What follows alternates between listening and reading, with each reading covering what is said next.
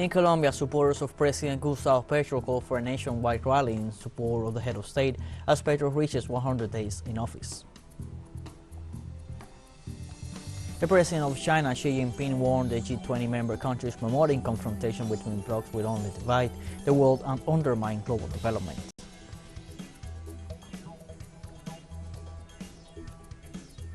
And in Russia, the government denies responsibility for Tuesday's missile attacks on the Ukrainian-Polish border, calling the false accusations an act of provocation.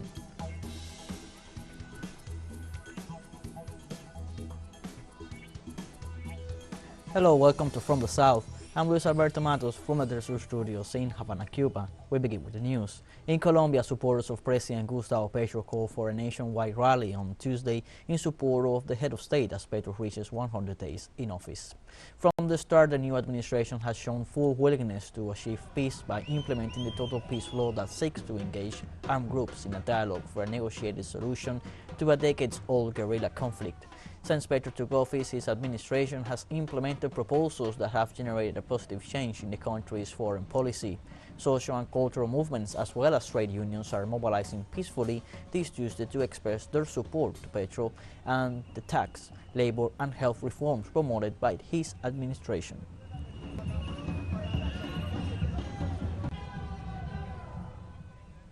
The president of Colombia, Gustavo Petro, during an interview dedicated to his 100 days in office, indicated that his government has begun to address the agreements indicated in the Truth Commission's report.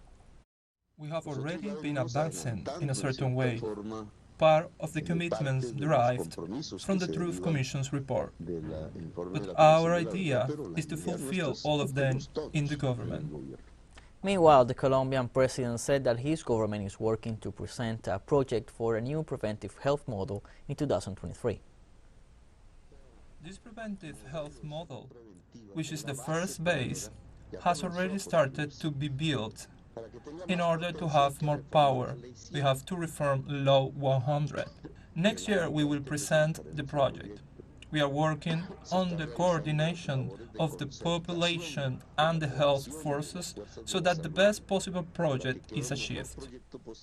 In reference to the climate crisis, the Colombian president urged the formation of strategies to put pressure on the powers responsible for a large part of the CO2 emissions that affect the most vulnerable countries to a great extent. Colombia is very vulnerable to this type of climate events, and the consequences can be worse as time goes by, and nothing is done. It is not Colombia who can overcome the problem. It is not a local problem. That is why this COP and what we have done internationally is how to organize forces at a global level that allow us to put pressure on the countries that emit the most of these gases and that are producing the disaster. Ecuador commemorates the centenary of a workers' massacre ordered by President José Luis Tamayo against laborers who were demanding working conditions improvements.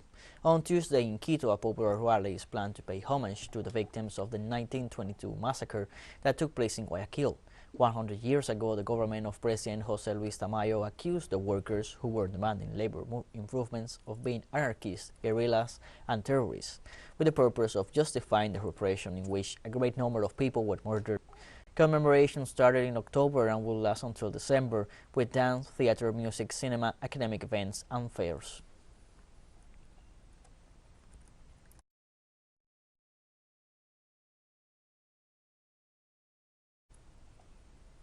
In the United States, the National Aeronautics Space Administration remained on track for Wednesday's planned liftoff of its new moon rocket after determining that hurricane damage provided little extra risk to the test flight. Hurricane Nicole's high winds caused a 3-meter section of sealant to peel away near the crew capsule at the top of the rocket last Thursday. Launching is scheduled for early Wednesday from NASA's Kennedy Space Center, with test dummies rather than astronauts on board. It is the first test flight for the 98-meter rocket, the most powerful ever built by NASA, and will attempt to send the capsule into lunar orbit.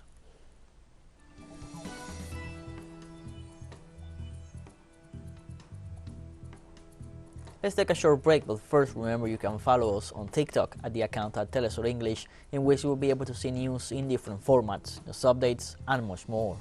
All the stories coming up. Stay with us.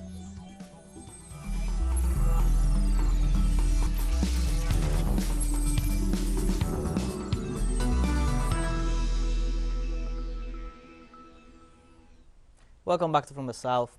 The President of China, Xi Jinping, warned the G20 member countries promoting confrontation between blocs will only divide the world and undermine global development. During his speech at the summit, which began on Tuesday in Bali, Indonesia, the President stressed the importance of mutual respect, the search for common ground, peaceful coexistence, and promoting the real development of all countries. He noted that the global economy faces a threat, the impact of which is felt first by developing countries, and urged world leaders to promote a more resilient economy and deepen international cooperation against COVID-19. President Xi Jinping also took a stand against policies that seek to weaponize food and energy.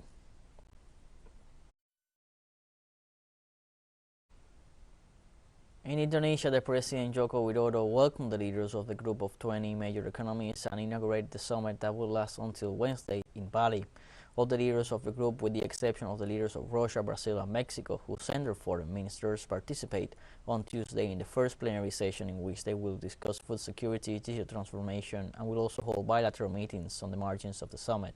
The G20 summit will open with a focus on strengthening the global health architecture, accelerating sustainable energy transition, and promoting digital transformation.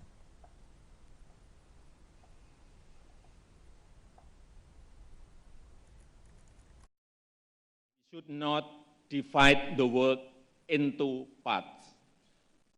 We must not allow the world fall into another Cold War. Russian Foreign Minister Sergei Lavrov met his Chinese counterpart Wang Yi on the sidelines of the Group of 20 Leaders Summit in Indonesia. During their meeting, the Chinese diplomat told his Russian counterpart that Moscow's position that a nuclear war should not be fought showed a rational responsibility to. Wang also said that China was pleased to see Russia signal its willingness to engage in dialogue with Ukraine and agree to resume the Black Sea grain export deal.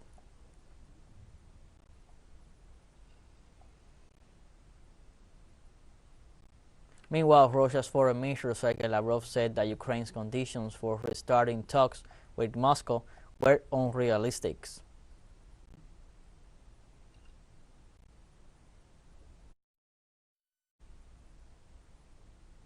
He's categorically refusing negotiations and putting forward conditions that are obviously unrealistic and do not correspond to the situation. In Russia, the Defense Ministry described reports of alleged Russian missile strikes in Poland as a deliberate provocation aimed at escalating current tensions. In turn, the ministry denied having attacked targets near the Ukrainian-Polish border, stressing that the strategy of the special military operation does not involve an attack on the border area. In this regard, Moscow explained that the images of missile debris published by the Polish media have no relation to the performance of the weapons used by the Russian army.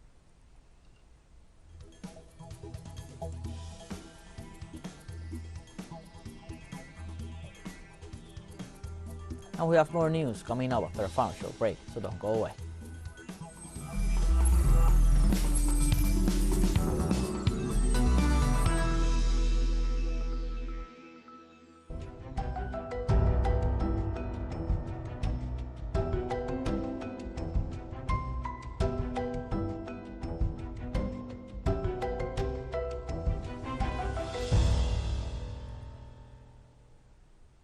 Welcome back from the South. On the sidelines of the COP27 conference in Egypt, Mayor Rahman, head of programs of the Third World Network, praised China's statement, saying that much of the gap in emissions is actually the result of developed countries not doing more. So what China was in the room was saying very clearly is that we are doing a lot. And they gave all the facts and figures. Same with India. India is saying we are also doing, but we have to do this respecting the principle of equity and common but differentiated responsibility. And they're saying that much of the gap in emissions is actually the result of developed countries not doing more. They are doing very little. Even in the first commitment period of the Kyoto Protocol, it's only 5% of emission reductions based on 1990 levels.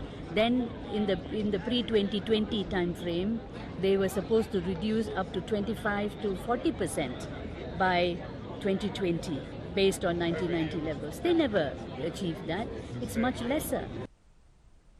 At the COP27 conference in Egypt, the Vice President of the Islamic Republic of Iran, Ali Salah Jagan, said investing in and promoting the use of low-carbon fuels could play a more effective role in ensuring energy security in the world.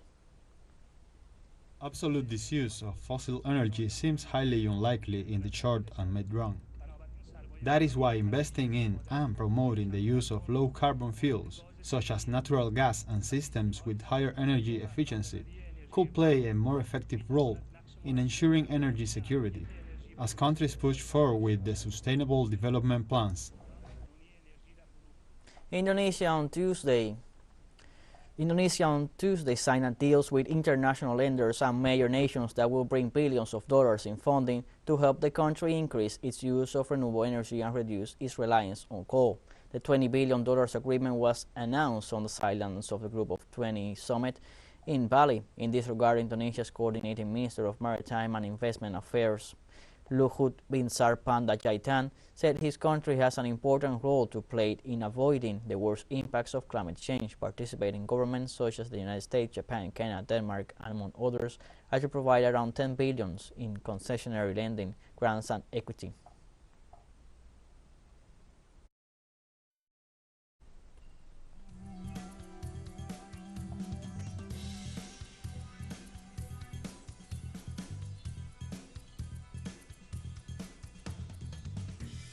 We have come to the end of this news program. You can find these and many other stories on our website at telesurenglish.net.